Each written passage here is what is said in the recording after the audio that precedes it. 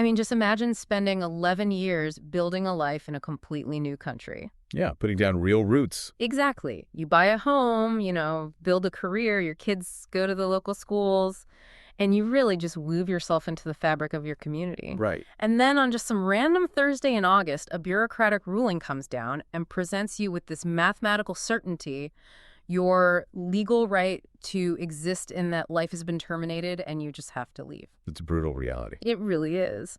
So welcome, everyone, to the Nepali Diaspora Network podcast Deep Dive, your definitive source for news, views, and insights for Nepalese worldwide. Glad to be here. Whether you are, on a commute in the UK, having your morning coffee in the US, finishing up a shift in the Gulf, or winding down in Australia, we are unpacking the latest Nepali Diaspora Digest today, specifically week 34 from mid-August 2026. That's right.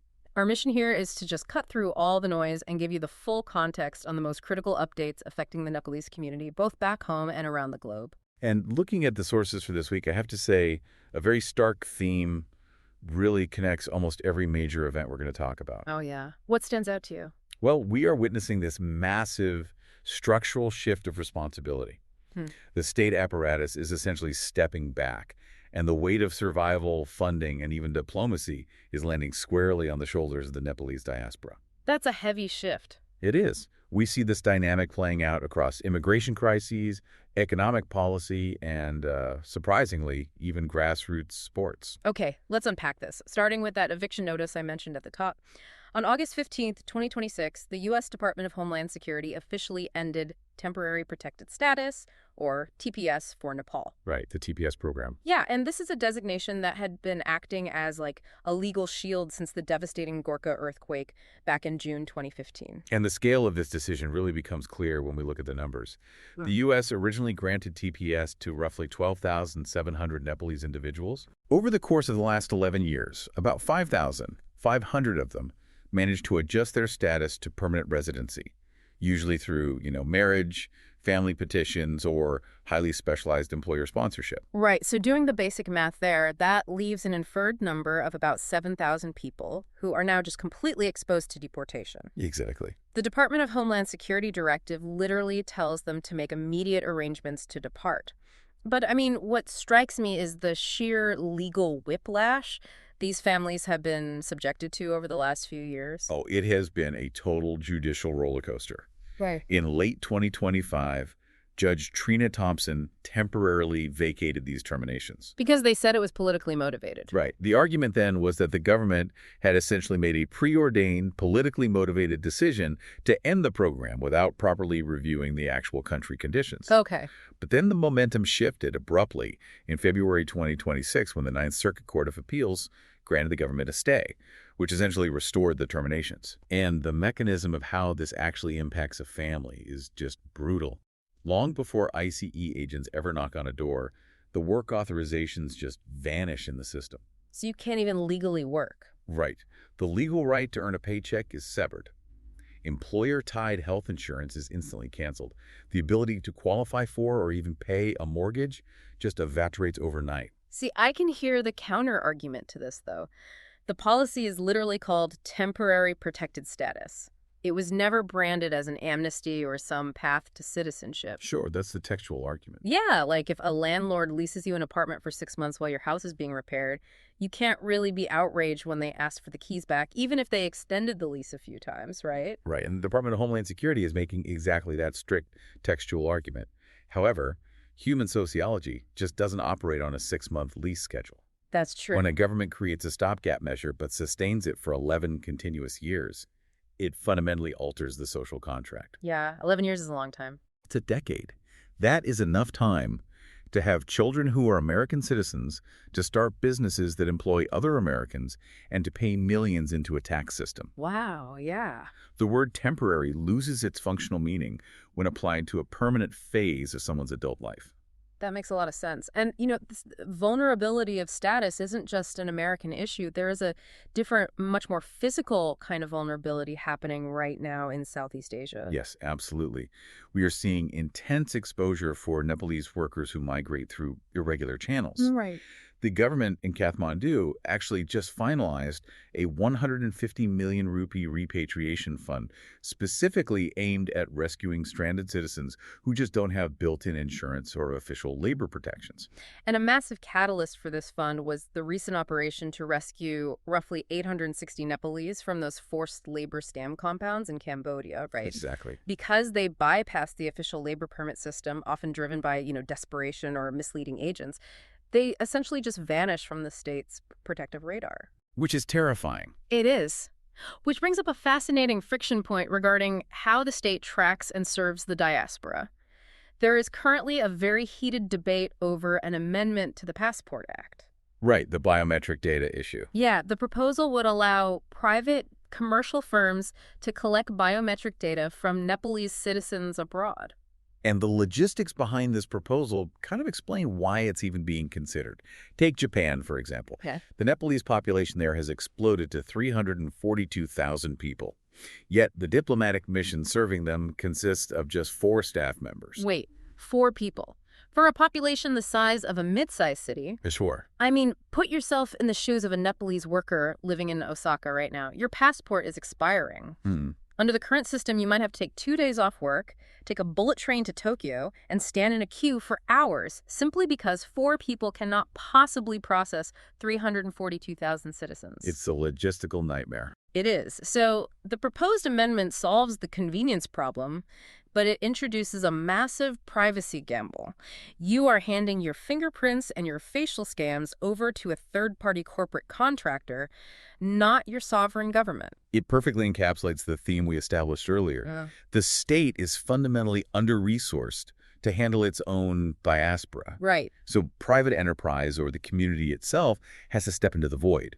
And this exact dynamic where the state falters and the community assumes the burden is incredibly visible right now in the world of Nepalese sports. Oh, man. The story of Ashish Rai is a perfect, if totally tragic, example of this. It really is. He is a national footballer, a really talented midfielder who suffered a severe injury while playing for the national team.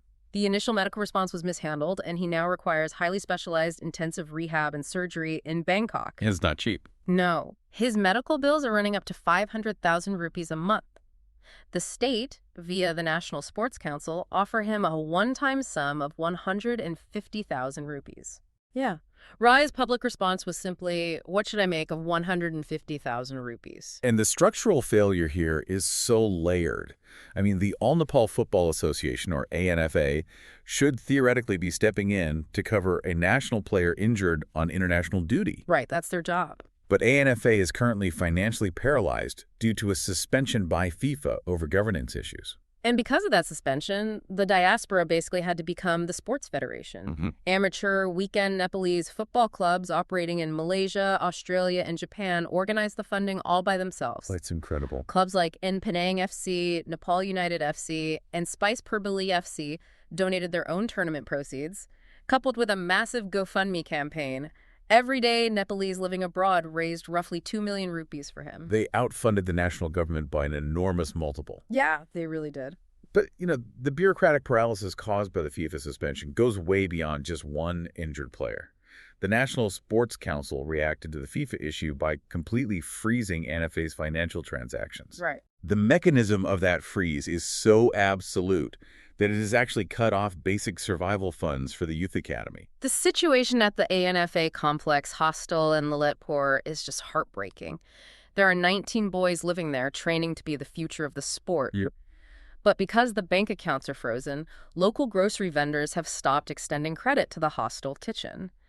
These teenage athletes are currently surviving on plain rice and lentils for lunch and dinner, with breakfast reduced to just black tea and plain biscuits. That is unacceptable for growing athletes. No vegetables, no protein. It's crazy. It is the absolute definition of institutional collapse.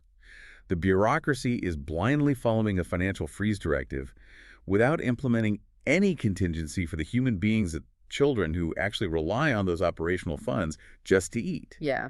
Nobody in the administrative chain feels they've broken a rule, yet the system is literally starving its own future talent. Here's where it gets really interesting, though. If you look away from the grass pitches and look at digital screens, you see a completely inverted reality. Oh, the esports news. Yes.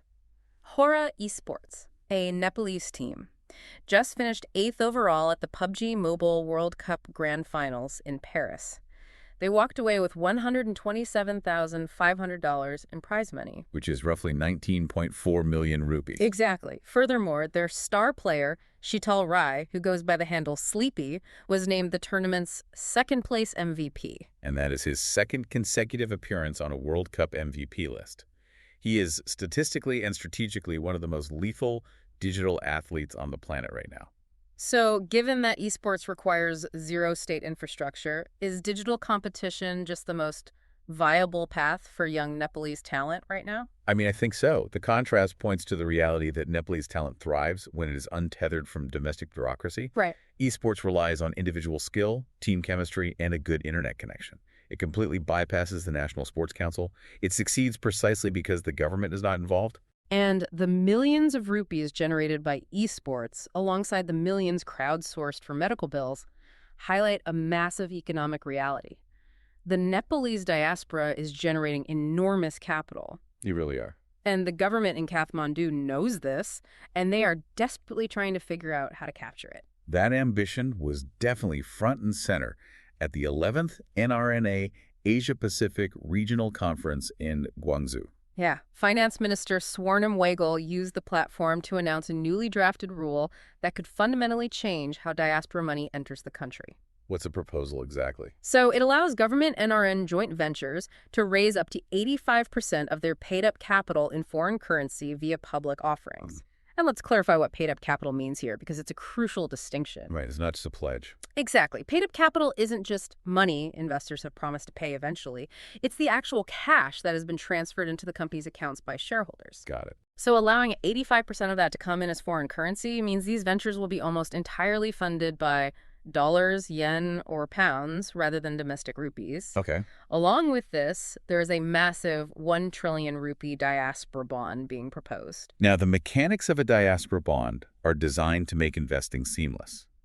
The goal is that a Nepalese nurse working in London or, an engineer in Sydney could securely invest a portion of their savings directly into a national infrastructure project in Nepal. And earn a yield on it. Exactly, without ever having to navigate the domestic banking bureaucracy.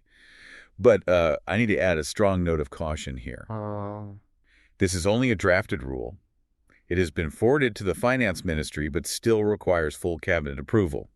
Listeners should view this as a political signal of intent, not an open subscription window just yet. That's a very fair point, and we kind of have to look at the macroeconomic picture to understand why the government is pitching these bonds so aggressively right now. If you read the latest IMF review of Nepal's economy, everything sounds fantastic on paper. The IMF reports that Nepal is macroeconomically stable, inflation has cooled to 1.7%, and the country is sitting on an astonishing 12 months of import cover. Which is huge. To put import cover into perspective, if every single dollar flowing into Nepal stopped today, the country's central bank has enough foreign currency reserves to continue buying essential goods from the global market for a full year. Wow. Fuel, medicine, food. Exactly. That is a massive buffer, and it is almost entirely underwritten by the remittances sent home by the diaspora. Right. However, the IMF mission chief explicitly warned that macroeconomic stability is just a foundation. It is not economic growth. Yeah, and the moment you peel back that stable surface, you see severe blockages. Take the commercial banking sector. They just posted a massive 32% profit surge for the past fiscal year. It sounds great. It sounds amazing. But if you look at the mechanics of how they generated those profits, it wasn't by lending money to ambitious entrepreneurs building new factories. Right. The profit surge is essentially an accounting illusion. Last year, banks had to aggressively set aside provisions, essentially rainy day funds for loans they feared would default. Okay. This year, they managed to recover a fraction of those bad loans. When that provision money is released back onto the balance sheet, it registers as a massive profit spike. I see. But the reality is that non-performing loans, the debt that businesses simply cannot pay back, have actually risen to 5.35%. Which leads to the most staggering statistic in this week's digest. There is currently about 1.5 trillion rupees in excess liquidity sitting totally idle in Nepal's banking system. Just sitting there. Just sitting. The banks have the money to lend, but domestic industries are currently operating at a dismal 42% capacity. It's like having a massive overflowing water tank connected to a house, but every single pipe leading to the faucets is completely blocked by debris. That's a great analogy. Right. The water is there, the money is there, but the demand from businesses to actually use that capital has just evaporated. And the missing element there is business confidence. Entrepreneurs are looking at a stagnant domestic market and deciding that borrowing money to expand operations right now is simply too risky. Yeah. This lack of productive investment really warps the everyday economy. You see it vividly in the gold market. Gold just hit an all-time record of 313,400 rupees per tala. Wow. When people don't trust the stock market or business expansion, they park their wealth in gold. This absolutely distorts the wedding economy and just drains household savings for average Nepalese families. Definitely. Furthermore, the total value of foreign direct investment commitments completely collapsed, falling 84% year over year. Yet, bizarrely, the actual number of registered FDI projects rose to 191. And the breakdown of those 191 projects tells the real story there. Well, 128 of them were classified as small IT projects. Foreign investors and the diaspora aren't building massive manufacturing plants or heavy industry. They are registering small, agile tech ventures that just require laptops and internet connections, not massive land acquisitions or complex supply chains. though it is worth noting that domestic capital can mobilize when the project is structured securely.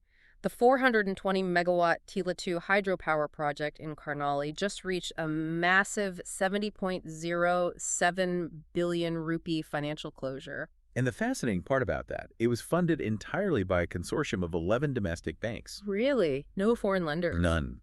So when the risk is managed properly, that idle 1.5 trillion can actually find a home. That's encouraging, but going back to that analogy of the blocked pipes, the debris blocking the flow of capital is almost entirely political, isn't it? Oh, absolutely. You cannot generate business confidence in a state of permanent governmental gridlock. And the political instability in Kathmandu right now is just relentless. The Nepali Congress, which is, the foundational party, is fracturing in real time over procedural and ideological lines. It's getting messy. Very. Party President Gagan Thapa's faction is forcing ahead with a general convention planned for early October.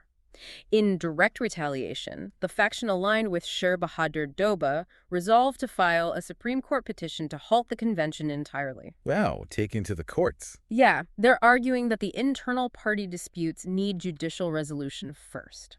But, while the procedural infighting is chaotic, the ideological shift occurring within the party is far more consequential. How so? Well, at a recent factional gathering, the Duba camp adopted a 5-point declaration that explicitly promotes a Sanatan religion identity for the nation. And just to clarify what that means in this context, for our listeners, a Sanatan identity is a pivot toward defining the national character around traditional Hindu and ancient cultural roots. Exactly. This is a massive departure from the secularism that the Nepali Congress helped enshrine into the Federal Republic's constitution. And obviously, we aren't taking a stance on this either way, but as a factual development, this shift has immediately drawn fierce public dissent from other heavyweight party leaders, including Bimalendra Nidhi and Krishna Prasad Satola. And while the Congress battles over its identity, the broader political landscape is dealing with the volatile fallout of the Central Oli-Dahal power-sharing deal. Right. The mathematics of the Central Coalition constantly dictate the survival of provincial governments. I mean, we saw 4 separate provincial governments tested in a matter of days. 4? Yeah. But Madhya Province just swore in its 7th chief minister in 9 years, the UML's Kiran Thapa. And Koshi, Karnali, and Sudarprasham all underwent tense confidence votes. I mean, local governance is essentially impossible when the executive leadership changes before any policy can even be implemented. It really is. And hovering over all of this instability are aggressive new corruption probes. The Commission for Investigation of Abuse of Authority, the CIA, is currently investigating the personal secretaries of 3 former prime ministers, KP Sharma Oli, Sher Bahadur Doba, and Pushpa Kamal Dahal. And the mechanics of this investigation are straight out of a thriller. They are tracing highly irregular, massive banking transactions. In one specific raid, investigators literally sifted through ashes at a residence to recover burnt currency Word fragments. money. I mean, the presence of burnt money indicates a level of panic and frantic cover-up at the absolute highest echelons of political access. So connect this back to Guangzhou for a second. If you're a diaspora investor sitting in a conference hall and the finance minister is pitching you on a 10 billion rupee NRN development fund, how on earth do you square that pitch with a reality where a province changes its government every 15 months and investigators are pulling burnt rupees out of the fireplaces of prime ministerial aides? It is the ultimate paradox of diaspora investment right now. The state is asking the diaspora to place their hard-earned capital into a system that routinely demonstrates it cannot trust its own operator. Yeah. And the true tragedy of this political gridlock is that while politicians argue over conventions and coalition mathematics, every day Nepalese citizens are literally fighting the environment for survival. The human toll this year has been awful. It has. According to figures released by the Nepal police, 85 people have died from monsoon-related disasters since mid-April. And the situation in Guangzhou is particularly urgent, and the underlying geology actually explains why. Right, they had a recent landslide there that claimed 4 more lives, right? Yes. But these aren't just standard seasonal mudslides. Guangzhou is failing structurally because of the massive earthquake in November 2023. The seismic waves didn't just topple buildings, they fundamentally fractured the deep rock and soil structures of the hillsides. So the earth was essentially pre-broken. Exactly. So when the monsoon rains arrived, the water didn't just run off the surface. It poured directly into those deep earthquake fissures. Oh, wow. The water acts as a lubricant, increasing the internal pressure and basically eliminating the shear strength of the soil, which leads to massive, deep-seated geological collapses. And the immediate consequence of that is that hundreds of families are now living in temporary displacement camps. They're battling outbreaks of flu, high fevers, and the acute danger of water sources completely contaminated by the runoff. It's a cascading disaster. It is. And there is also a critical public health warning in the digest this week regarding a different kind of environmental threat. There's an active outbreak of Japanese encephalitis in the Tarai region. Yeah, as of the latest reporting, 16 people have died, and the viral outbreak is moving geographically westward. The transmission mechanism here is important to understand. It is a mosquito-borne viral infection. The specific mosquitoes that carry it breed prolifically in flooded paddy fields, which are obviously abundant during the monsoon. Right. Pigs often serve as amplifying hosts. So a mosquito bites an infected pig, the virus multiplies, and then the mosquito bites a human. The virus attacks the central nervous system, which leads to severe brain swelling. What's fascinating and just completely tragic about this reporting, though, is the demographic of the victims. Out of the 16 people who lost their lives, every single one of them was unvaccinated. Every single one. And there is a highly effective, widely available vaccine for Japanese encephalitis. Right. Which means we're witnessing a lethal outbreak of an entirely preventable disease. The state health apparatus has just failed to achieve the necessary coverage in these rural areas. So if you are listening to this and you have family, particularly elderly relatives living in the Tarai, do not assume they are protected. Please check on them. Call them on WhatsApp today. Ask them specifically about their vaccination status. Arranging a trip to a clinic could quite literally save their lives. It's a 5-minute phone call that could prevent a tragedy. Please do it. Now, as we look ahead to the coming week, there are 3 dates to keep on your radar. First, August 26th. Prime Minister Bilendra Shah is scheduled to face direct questioning from lawmakers in Parliament. He is expected to take considerable heat regarding his controversial May 31st remarks about the border. Yeah. Also expected around August 26th is the funeral of mountaineer Nirmal Purja, which will be held in the UK. His company, Elite Exped, released a statement clarifying that the service is strictly private, limited to family and invited guests. We really want to amplify their request here. Please respect the family's privacy during this time and refrain from organizing independent public initiatives or unauthorized fundraising campaigns. Absolutely. Finally, August 28th marks Janai Purnima, which is immediately followed by Gai Jatra on August 29th. And there is a deep, profound poetry to Gai Jatra landing at the end of such a heavy week. There really is. Yeah. Gai Jatra is fundamentally a festival of public grieving. Yeah. Families parade to honor those they have lost over the past year, ensuring that no one has to grieve in isolation. Yeah. But it is immediately followed by sharp satire, comedy, and social critique. It's this brilliant cultural mechanism designed to help the community process complex trauma through shared laughter. I love that. So what does this all mean? Before we get to our final thought, if you are tuning in from the UK, we want to give a quick shout out to belayit.uk. It's a great resource. It really is. If you're hunting for a new flat, looking to hire for your business, or just want to find out what Nepali community events are happening this weekend, it's a brilliant, friendly classifieds platform designed specifically for Nepalese in the UK. Check out belayit.uk to connect with the community. And for everyone listening globally, we highly encourage you to visit nepalidiaspora.net. You can read the complete Nepali Diaspora Digest there, explore past archives, and find resources that dive even deeper into the stories we covered today. Please share this deep dive with your networks, especially anyone who might be impacted by the changes to the US TPS program. Access to clear information is a form of protection right now. Very well said. To close out our time today, I want to leave you with a question that gets to the heart of everything we've discussed. Okay, let's hear it. We have watched the diaspora act as a legal defense fund in the U.S., an emergency rescue service in Cambodia, and a grassroots sports financier for athletes the state abandoned. If Nepalese citizens abroad are increasingly forced to assume the responsibilities of the state, does our fundamental definition of what it means to be a citizen of Nepal need to evolve? Wow. A profound question to take into the week. Thank you for joining us on this deep dive. We'll catch you on the next one.